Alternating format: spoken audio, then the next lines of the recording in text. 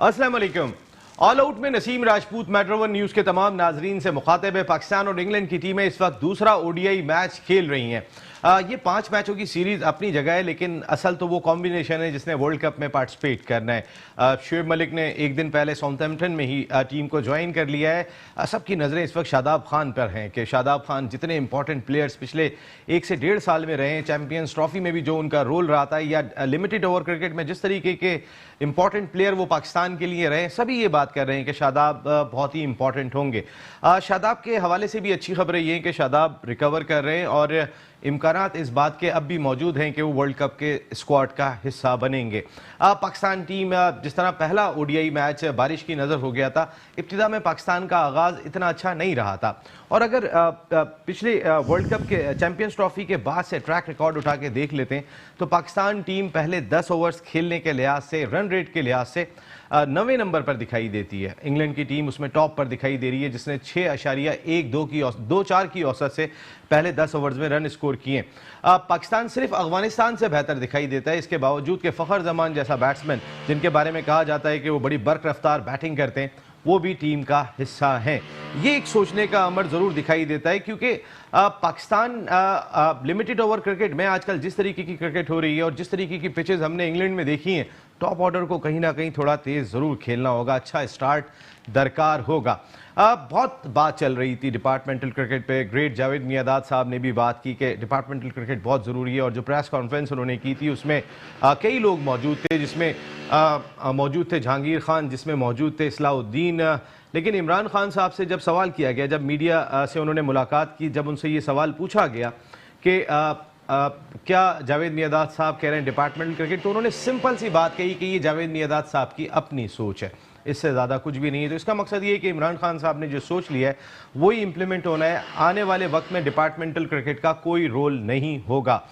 कई सारे और भी इशूज़ हैं जिन पर हम बात करेंगे। हमारे साथ शो में गुफ्तगू के लिए मौजूद हैं पाकिस्तान के फॉर्मर इंटरनेशनल क्रिकेटर, अपने वक्त के ज़बरदस्त ओपनिंग बैट्समैन, और आप टेलीविज़न पे उनको देख सकते हैं, उनके तबसरे सुनते रहते होंगे। गुलाम अली साहब शो का हिस्सा है।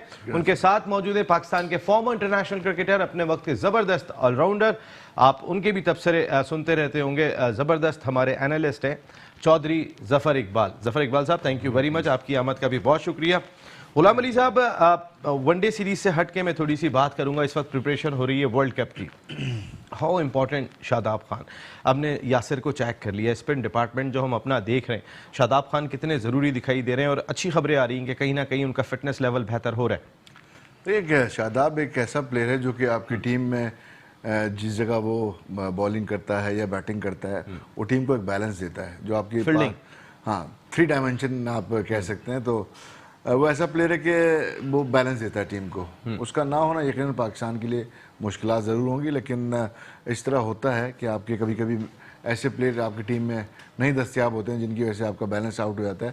तो अब देखना है कि पाकिस्तान अगर शादाब आते हैं या नहीं आते हैं तो यकीनन वो किस एनर्जी के साथ आते हैं और किस तरह उनकी जो है अपना जो तीनों चीज़ें हैं, फील्डिंग, बॉलिंग, बैटिंग, वो इफेक्टिव होती है पाकिस्तान टीम के लिए। लेकिन मैं समझता हूँ कि अगर खुदा न खास्ता नहीं भी आते हैं तो पाकिस्तान को पहले से प्रिपेयर करना पड़ेगा अपने आप को कि अगर शादाब नहीं तो फिर कौन, क्योंकि ये ज़रूरी है कि उस जगह को फुलफिल किया जाए।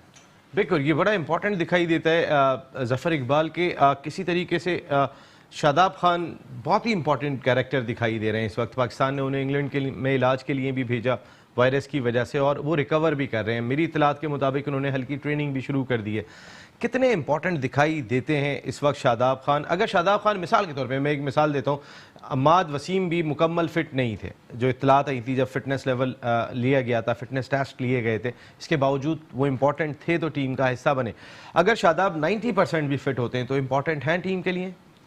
ऑब्वियसली जैसे गुलाब अली ने कहा कि उनकी इम्पोर्टेंस तो अपनी जगह मुकद्दम है। बेहतरीन प्लेयर है, बैट्समैन अच्छा है, बॉलिंग उसकी आउटस्टैंडिंग है, फील्डर जिस किस्म का वो फील्डर है टीम को लिफ्ट करता है। लेकिन सबसे इम्पोर्टेंट है हमारा शादाब फ्यूचर है, और उस फ्यूचर पे इतना बड़ा गैम्बल के इस वर्ल्ड कप ऑब्वियसली बहुत बड़ा टूर्नामेंट है, लेकिन अगर हम उसको समझते हैं और अगर वो खुद समझता है, डॉक्टर्स उसको अलाउ करते हैं, तो बड़ा पिक एंड चूज़ करके उसको खिलाना पड़ेगा। उन मैचेस में जिसमें उसकी इफेक्टिवनेस ज़्यादा होगी, जिसमें उसकी रिक्वायरमेंट बहुत ज़्यादा है, उसमें उसको खिलाया जाए और उसको इस तरह इस्तेमाल किया जाए कि खुदा ना खास्ता हम फ्यूचर में किसी एक अच्छे प्लेयर से महरूम भी ना हो या लंबे अरसे के लिए वन फिट ना हो, और इस वर्ल्ड कप में उसको जितना बेहतरीन तरीके से यूटिलाइज कर सकते हैं करें। देखो, स्पिन डिपार्टमेंट की अगर हम बात करते हैं तो बहुत सारे लोग ये बात कर रहे हैं कि अगर शादाब फिट नहीं होते तो यासिर शाह इतने इफेक्टिव दिखाई नहीं दे रहे। ऐसे में नवाज़ को शामिल किया जा सकता है, लेकिन अगर नवाज़ आते हैं तो अम्माद वसीम ऑलरेडी वहाँ पर मौजूद हैं, दो लेफ्ट आर्म स्पिनर, दोनों ऑलराउंडर हैं, तो बुरी चॉइस होगी? या जिस तरह की इस वक्त आपने बहुत, दोनों ने इंग्लैंड में लीग क्रिकेट खेली है, आपने वहाँ जाकर क्लब क्रिकेट खेली है, इस वक्त का जो मौसम है उसमें कहीं स्पिनर्स का इंपॉर्टेंट रोल होगा कि दो स्पिनर्स के साथ भी जा सकते हैं? बिल्कुल, समर का आगाज़ हो चुका है वहाँ पे और आप देख रहे हैं कि बड़े हाई स्कोरिंग मैच हो रहे हैं। अपार्ट फ्रॉम के पिछले मैच में थोड़ा सा वेदर ऐसा था कि जहाँ पे बॉल आपको सीम और स्विंग होता हुआ नज़र आया, लेकिन मैं समझता हूँ कि अगर आपके पास कोई लेग स्पिनर नहीं है ऐसा जो कि थोड़ा ऑलराउंडर भी हो, फील्डर भी अच्छा हो, जो आपको जैसे कि शादाब एक बैलेंस देता है, तो कोई मजाका नहीं कि आप नवाज़ को भी कंसिडर करें। What about Yasir? यासिर शाह देखें, अब तक उनको जब भी मौके मिले हैं लिमिटेड ओवर्स गेम में, तो वो उस तरह की बॉलिंग नहीं कर सके, और अगर उनको आप ज़बरदस्ती खिलाने की कोशिश करते हैं तो हो सकता है वो इफेक्टिव ना हो और फिर टेस्ट क्रिकेट की भी बॉलिंग उनकी इफेक्ट हो। तो ये देखना पड़ेगा, ज़बरदस्ती आपको घुसेड़ने की ज़रूरत नहीं है। बदकिस्मती से पाकिस्तान में और भी लेग स्पिनर मौजूद थे लेकिन उन पर काम नहीं किया गया। इसी तरह अगर आप दुनिया के इस वक्त जो टीमें खेल रही हैं, अगर आप उनके स्पिनर्स का जायजा लें तो बहुत ज़बरदस्त स्पिनर उन्होंने इंक्लूड किए हैं, चाहे ऑस्ट्रेलिया हो, चाहे इंग्लैंड हो, बिल्कुल सही बात चाहे है, आपके इंडिया हो, इवन न्यूजीलैंड हो, आपकी बहुत अच्छे स्पिनर है, तो साउथ अफ्रीका हो, तो आपके देखेंगे सूदी तो सेनेटर जिस तरीके की सेनेटर गेम कर रहे हैं। अगर आप अपनी बॉलिंग को देखें तो इसका मतलब आपको लगता है कि आपने कोई काम किया नहीं, सोच नहीं थी आपकी कि हमने किस तरह प्रिपेयर करना अपने आप को ठीक है। एक मेगा इवेंट के लिए, और अगर इस तरह आप करते हैं तो फिर आपको प्रॉब्लम तो आती है अगर आप बैकअप के तौर पे आप प्लेयरों को तैयार नहीं करते हैं तो।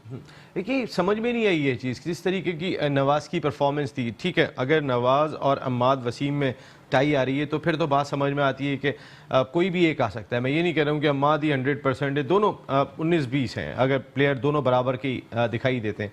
लेकिन यासिर शाह के हवाले से बहुत सारे सवालात उठ रहे हैं। हमने 1992 वर्ल्ड कप याद है जहां हम दो लेग ब्रेक स्पिनर लेके गए थे, मुश्ताक के साथ इकबाल सिकंदर को भी हम वहां लेकर गए थे, लेकिन इस वक्त हमें अगर शादाब नहीं होते हैं तो कोई दूसरा भी दिखाई नहीं दे रहा। ऐसे में क्या दो लेफ्ट आर्म स्पिनर के साथ मैदान में जा सकते हैं? फॉर्मेशन है, फॉर्मेशन तो आप किसी टाइम भी किसी भी वक्त पे आप चेंज कर सकते हैं। सम टाइम क्या होता है कि आप 5 बैट्समैन, 5 बॉलर्स और 1 विकेट कीपर के साथ खेल रहे होते हैं, जो कि एक आइडियल फॉर्मेशन है पाकिस्तान टीम के लिए भी, और दुनिया की मोस्टली टीमें इसी तरह खेलती हैं। लेकिन अगर आप पास्ट में देखें तो बहुत सारी टीमें सक्सेसफुल हुई हैं जब वो मोस्टली ऑलराउंडर्स को खिलाते थे।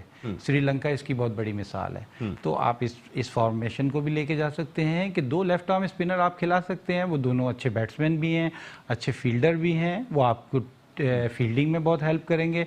यासिर शाह का जो मैं कहूँगा, एक तो एज फैक्टर है, दूसरा 50 ओवर की क्रिकेट में 10 ओवर के लिए अगर आप किसी को खिलाते हैं तो 50 ओवर उसने फील्डिंग, 40 ओवर फील्डिंग भी करनी है। यासिर शाह मेरे हिसाब से इतने कोई फिट आजकल नज़र आ रहे हैं। ये गलत चॉइस थी ये सिलेक्शन कमेटी की आपके ख्याल में कि यासिर को लेके ही नहीं जाना था? आप किसी ऐसे खिलाड़ी को ट्राई करते कि जिसकी इफादियत वर्ल्ड कप के लिए बन सकती है। जब भी आप टीम बनाते हैं तो आप डिफरेंट फॉर्मेशंस को ट्राई करते हैं, सोचते हैं उसके बारे में। तो मेरा ख्याल है कि इस बारे में भी उनको सोचना चाहिए था कि अगर एक तो सबसे बड़ी बात यह है कि ये फॉर्मेट जो है वर्ल्ड कप का, वो हर टीम ने 8, 9, 10 मैच खेलने हैं। जब 9 मैच अगर आप वर्ल्ड कप में खेल रहे हैं तो आपको फिटेस्ट टीम चाहिए। उससे पहले आपके 5 वनडे इंग्लैंड के खिलाफ है, 1 T20 है।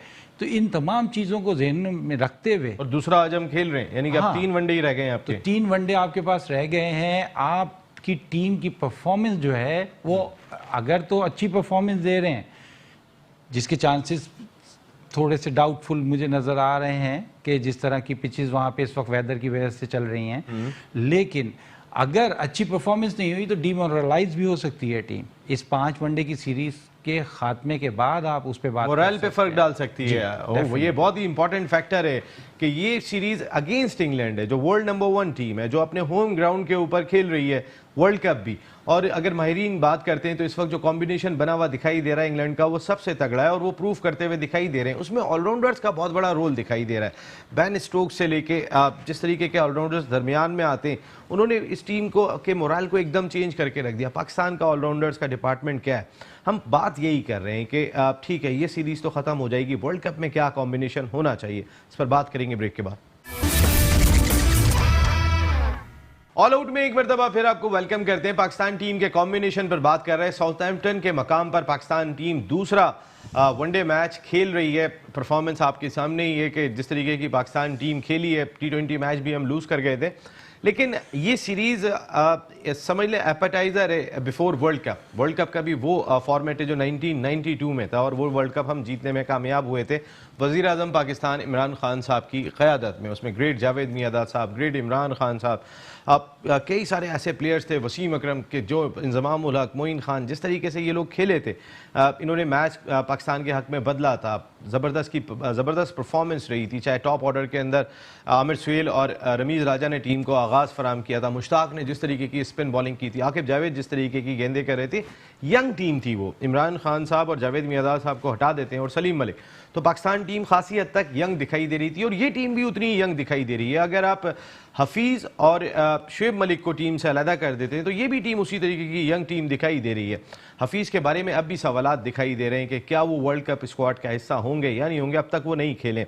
हफीज़ कितने इंपॉर्टेंट दिखाई देते हैं, हफीज़ का फिट होना कितना इंपॉर्टेंट दिखाई देता है, ऐसे में कि शादाब भी अनफिट है, कहीं ना कहीं हफीज़ की बॉलिंग भी बड़ा इंपॉर्टेंट रोल प्ले कर सकती है। देखिए, आपके जो बैटिंग लाइनअप पर अगर नज़र डालते हैं ना, तो जो हफीज़ अगर इंक्लूड होते हैं तो वो एक ऐसे प्लेयर हैं जो किसी भी वक्त जो रन रेट को मतलब एक्सेलरेट कर सकते हैं। उनके पास स्ट्रोक्स है, अच्छा टाइम करते हैं, बड़ी शॉट लगा लेते हैं, एक्सपीरियंस है। तो मेरा ख्याल हफीज़ का होना बहुत ज़रूरी है और मैं हफीज़ को एज ए नंबर 5 पे अगर मैं देखूं तो इस बैटिंग लाइनअप में ज़्यादा बेहतर सूट करते हैं। क्योंकि 5 पे कैसे, अगर मैं 2 ओपनर्स हटा देता हूँ उसके बाद बाबर आजम आ जाते हैं तो 4 पे कौन? मैं सरफराज को देखना चाहता हूँ 4 नंबर। सरफराज खुद 5 पे खेलना चाहते हैं, जो सरफराज बात कर रहे हैं। लेकिन वो सरफराज की अपनी थॉट्स होगी, लेकिन अगर मैं देखूं कि नीचे टेल के साथ ऐसा प्लेयर चाहिए आपको, ना सिर्फ टेल को कैरी भी करे और बल्कि बड़ी हिट भी लगा सके, तो शुएब मलिक हैं या हफीज़ हैं, ये दोनों मुझे सरफराज के बाद आना चाहिए इनको। क्योंकि अगर शुएब मलिक ऊपर आते हैं तो शुएब मलिक का एक प्रॉब्लम रहा है कि इस आउट ऑफ कंट्री जो है, मतलब दूसरी जगहों पे अगर देखें, इंग्लैंड में, ऑस्ट्रेलिया में टॉप ऑर्डर पे उनका इतना अच्छा रिकॉर्ड स्ट्रगल करते हैं। तो एक्सपीरियंस है, टेल को अच्छा कैरी कर सकते हैं दोनों। और मेरे ख्याल है कि सरफराज अगर 4 नंबर आते हैं और वहाँ पे सरफराज का एक जो खासा है कि वो बोर्ड चलाते हैं, क्योंकि आप ज़्यादातर देखें प्लेयर जो 4 नंबर आते हैं वो वहाँ पे आपका जो स्कोरिंग सिंगल डबल वो रुक जाता है, स्टक हो जाते हैं प्लेयर। तो यहाँ पे मैं समझता हूँ कि सरफराज अगर आते हैं, सरफराज मूविंग अच्छी करते हैं, गैप में अच्छे शॉट्स खेलते हैं और उनकी एक आदत है कि वो बोर्ड चलाते रहते हैं, तो वहाँ बड़ी हिट की ज़रूरत नहीं है। तो मैं समझता हूँ सरफराज अगर 4 नंबर आते हैं और ये दोनों 5 और 6 पे आते हैं तो ज़्यादा बेहतर आपकी बैटिंग लाइनअप। उसके बाद आ जाते हैं आपका इमाद आ जाते हैं, या अगर शादाब होते हैं, शादाब फ़हीम अशरफ आते हैं। तो ये एक मुझे कॉम्बिनेशन पाकिस्तान टीम का अगर बैटिंग में ये करते हैं तो मुझे ज़्यादा सूदमंद लगता है। ये सरफराज ने चैंपियंस ट्रॉफी के बाद से जो इनिंग्स खेली हैं, अपने कैरियर में उन्होंने इनिंग्स खेली हैं अब तक ओडीआई में, उनका बैटिंग ऑर्डर कभी सेटल्ड नहीं रहा। ओपनिंग भी वो कर चुके हैं, 4 नंबर पे भी उन्होंने बैटिंग की है, 5 नंबर पे भी की है, 6 नंबर पे भी की है, 7 नंबर पे भी की है, 8 नंबर पे भी की है और एक मैच नहीं खेला है, हर नंबर पे 8-8, 10-10 मैचेस उन्होंने खेले हुए। लेकिन सबसे अच्छा ट्रैक रिकॉर्ड उनका 5 नंबर पर है, जहां उन्होंने 55 की एवरेज से और 90 के स्ट्राइक रेट से बैटिंग की हुई है। तो 5वें नंबर पर उनके लिए खासा सुइटेबल रहा है ये और 10 से ज़्यादा मैचेस उन्होंने 5 नंबर पर आके बैटिंग की है। सरफराज, जैसे अभी गुलाम अली साहब ने बात कही कि अगर उनको मौका दिया जाता है 4 नंबर पे या खुद इनिशिएटिव लेकर आके बैटिंग करें, हमें याद है 1992 वर्ल्ड कप में इमरान खान साहब ने इनिशिएटिव लिया था और 3 नंबर पे आके बैटिंग की थी। उस वक्त पाकिस्तान की बैटिंग स्ट्रगल कर रही थी, जो स्टेबिलिटी दी थी उस वक्त की क्रिकेट में 250 बड़े रन होते थे। उस वक्त जो है वो जावेद मियादाद और इमरान खान फंसते थे और उसके बाद में आके इंज़माम उल हक, वसीम अकरम, एजाज अहमद स्ट्राइक रेट को बेहतर करते थे। तो यही फार्मूला गुलाम अली भी दे रहे हैं कि सरफराज को इस नंबर पे आना चाहिए। देखिए, 4 नंबर पे जिस तरह गुलाम अली ने कहा कि 4 number no doubt being a team lead कप्तान, अगर वो 4 नंबर पे आके खेलेंगे और परफॉर्म करेंगे तो बहुत ज़बरदस्त बूस्ट मिलेगा बाकी प्लेयर्स को जो बाद में आएंगे।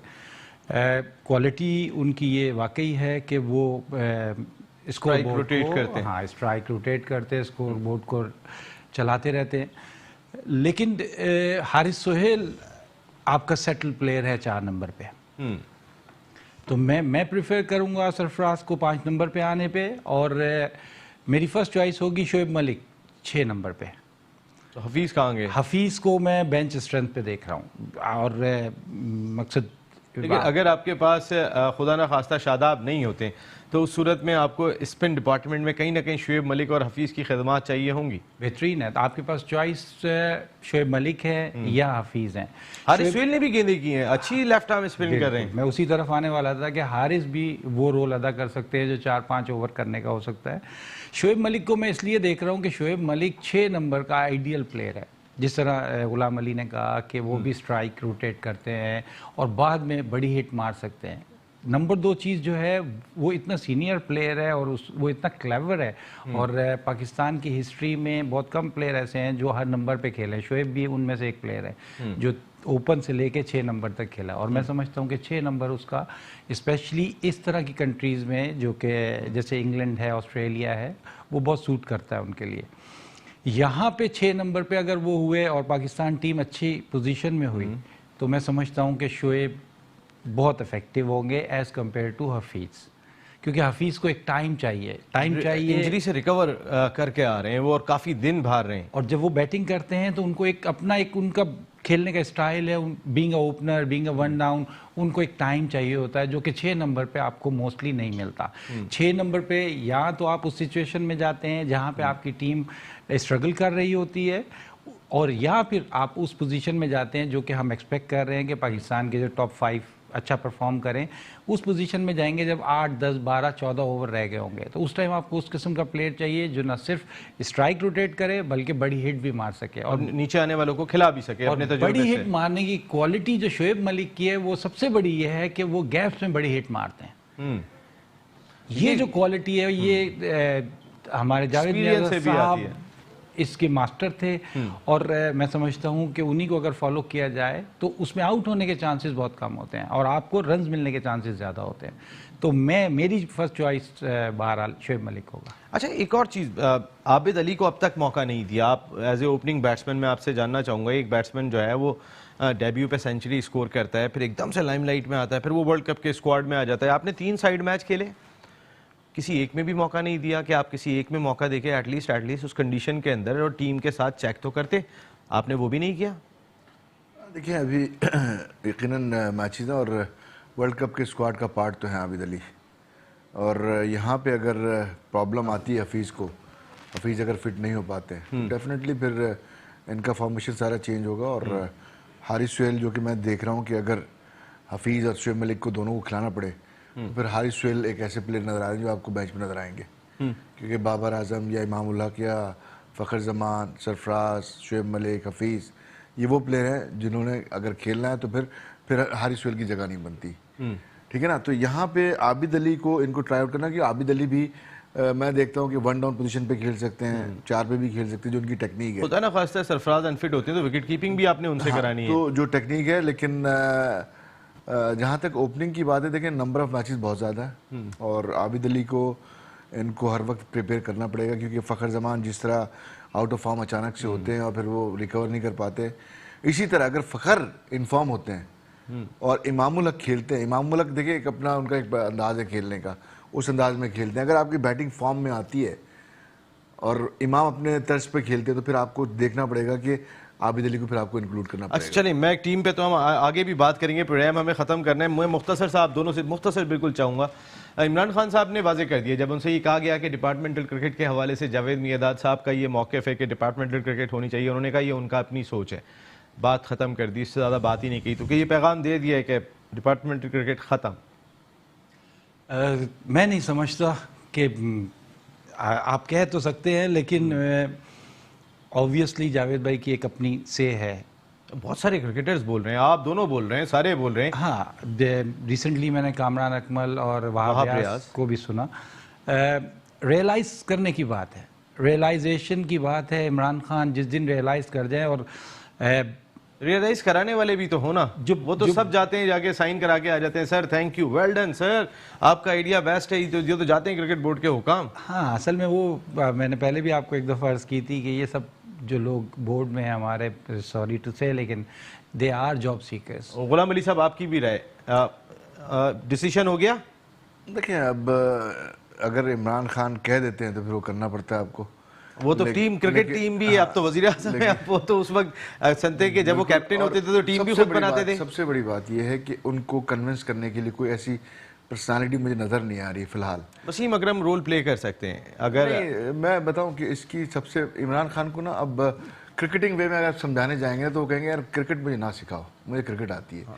उनको पॉलिटिकल वे में समझाना पड़ेगा, इसके असरात मुल्क पे क्या आएंगे। असल चीज़ ये है, देखिए मैं छोटी सी बात करूँगा कि आप जो फार्मूला लेकर के आ रहे हैं ना, उस फार्मूले में आपका मिडिल क्लास या जो एजुकेटेड बच्चे हैं ना, वो क्रिकेट की तरफ नहीं आएंगे, जो कि बहुत ज़रूरी है जिनका आना।